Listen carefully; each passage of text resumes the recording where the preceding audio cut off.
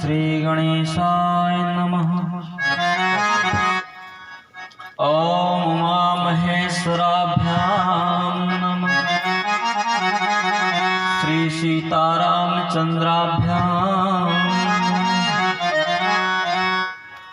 गंगा तरंग रमणीय जटा कलापम गौरे निरंतर विभूषित वामभाग नारायण प्रिय मनंग मदापहारम वाराणसी पुरपति भज विश्वनाथ लोकाभिरामं रणरंगधीरं राजीव नेत्रं रघुवंशनाथं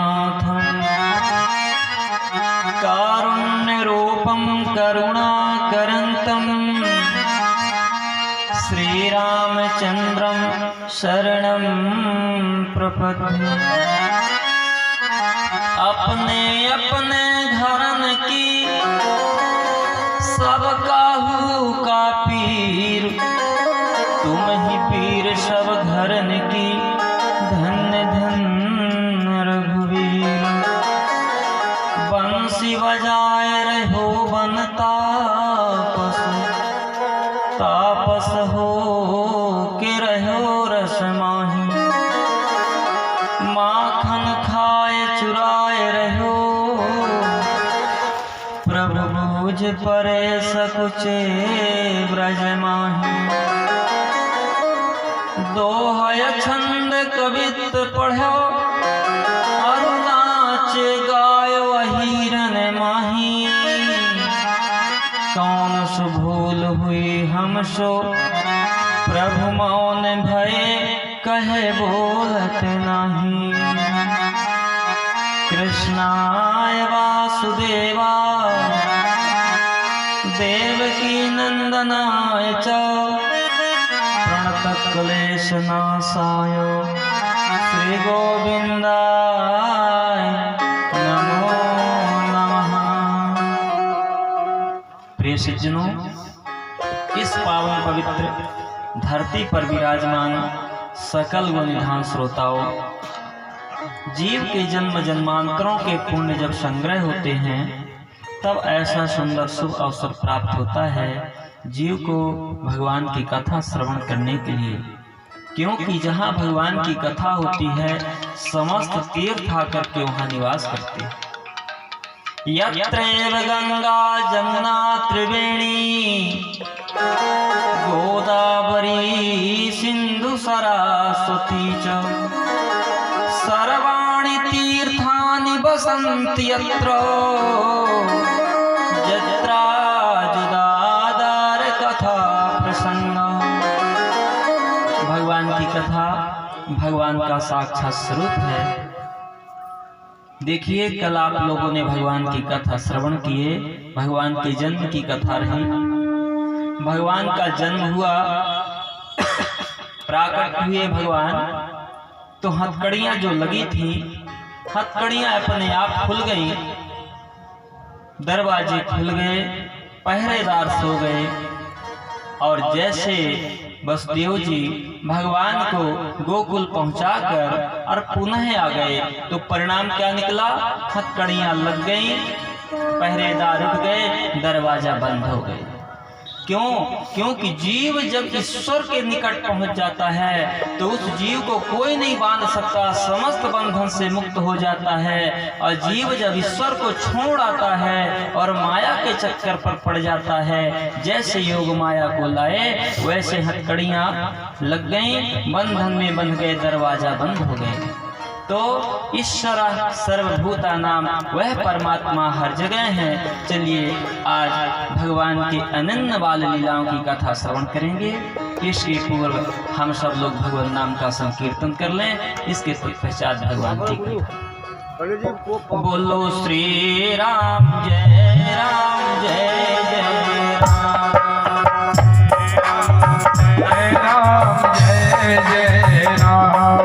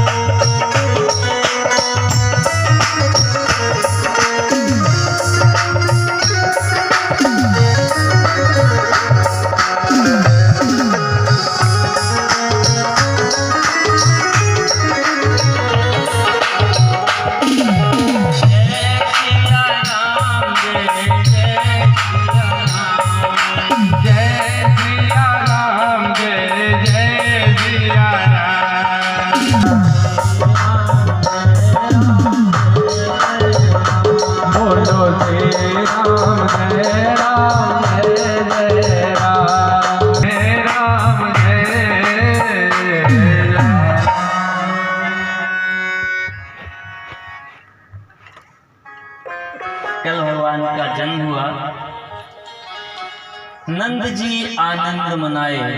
नंद को बहुत आनंद आया और इतना आनंद आया जैसे सूखत धान पराज में पानी। जैसे सूखती हुई फसल पर अनायास जल की बारिश हो जाती है, इसी प्रकार से नंद जी को आनंद की प्राप्ति हुई। नंद को आनंद आया, और आनंद क्यों आया? क्योंकि परमानंद सच्चिदानंद पहुंच गए।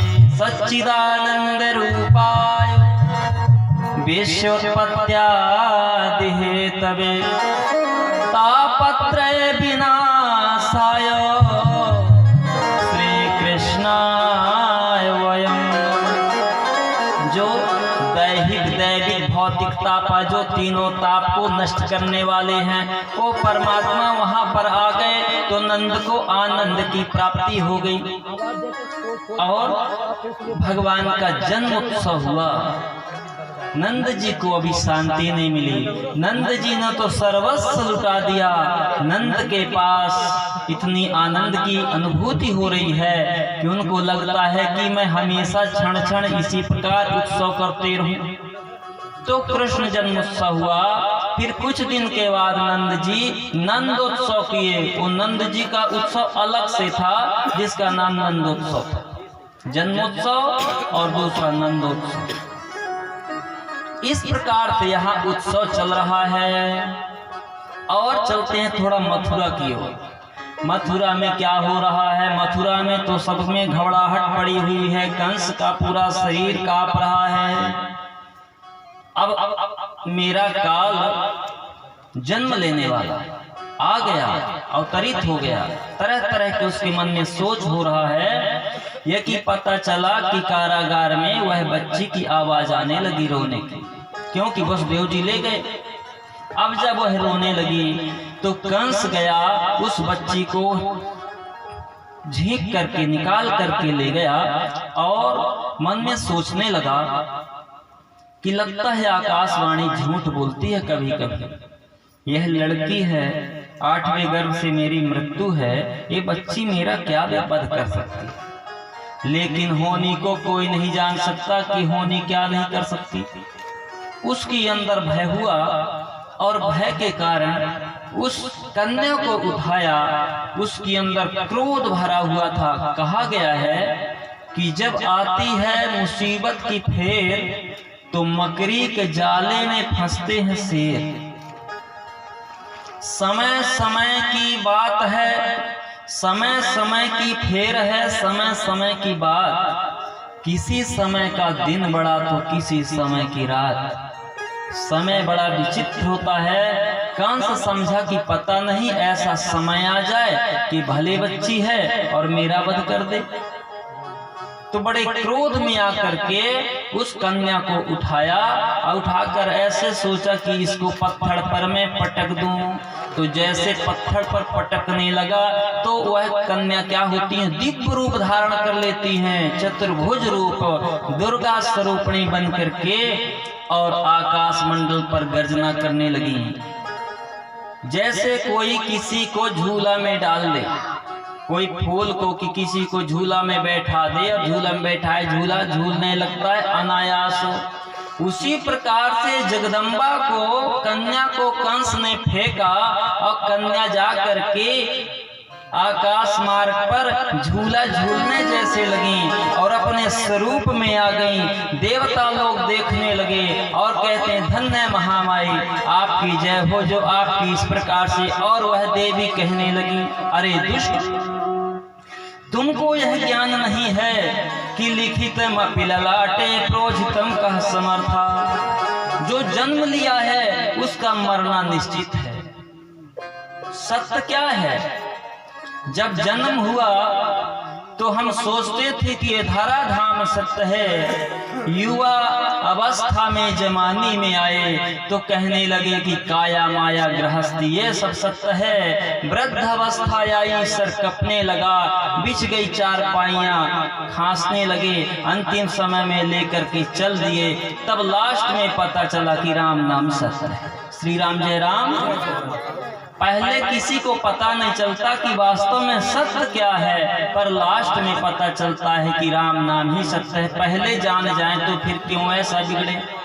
भगवती ने कहा जिसका जन्म हुआ है उसका मरना निश्चित है। अरे कंस, तू अपने हाथ से क्यों हत्या कर रहा है, पाप कर रहा है?